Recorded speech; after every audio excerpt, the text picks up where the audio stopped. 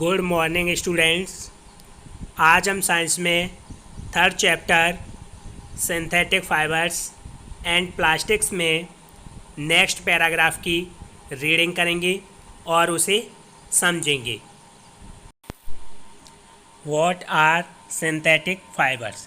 Synthetic fibres क्या हैं? Synthetic संश्लेषित फाइबर्स रेसे।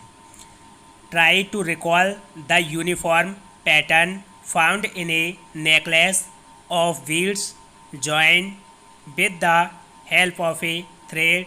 Figure 3.1a।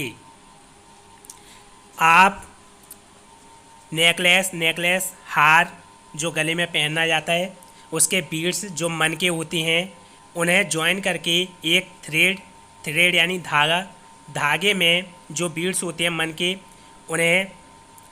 उनके जो पैटर्न है उसे आप ट्राई टू रिकॉल यानी याद करने का प्रयास कीजिए, जैसा कि आप फिगर 3.1a में देख सकते हैं।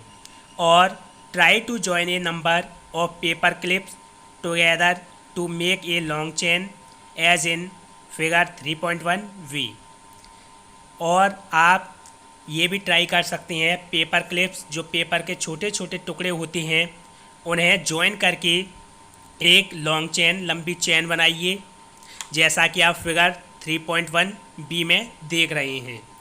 Is there any similarity between the two? क्या इन दोनों में कोई सिमिलरिटी यानी समानता है?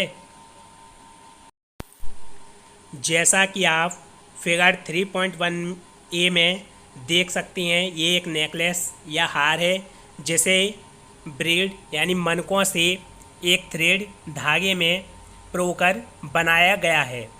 और सेकंड में पेपर क्लिप्स छोटे छोटे पेपर के टुकड़े हैं, उन्हें जॉइन करके एक लॉन्ग चेन बनाई गई है। A synthetic fibre is also a chain of small units join together. एक सिंथेटिक फाइबर भी स्मॉल यूनिट्स को जॉइन यानी जोड़कर एक चेन जैसा बनाना ही है। Each small units is actually a chemical substance. इसकी जो यूनिट या जो पार्ट होती हैं वो केमिकल सब्सटेंस केमिकल पदार्थ होते हैं। Many such small units combined to form a large single unit called a polymer. कुछ छोटी छोटी यूनिट्स को कंबाइन करके एक लार्ज सिंगल यूनिट्स बनाने को ही हम पॉलीमर कहते हैं। The word polymer comes from two Greek words poly meaning many and mer meaning part और यूनिट। जो पॉलीमर वर्ड है वो ग्रीक वर्ड है जिसमें पॉली का मीनिंग मैनी यानी अनेक या बहुत है, जबकि पर का मीनिंग पार्ट या यूनिट जो उसका भाग है या यूनिट इकाई है। So a polymer is made of many repeating units. तो पॉलीमर या जो सिंथेटिक फाइबर्स होती हैं उन्हें जो इसके स्मॉल यूनिट्स हैं उन्हें बार बार रिपीट करके बनाया जाता है।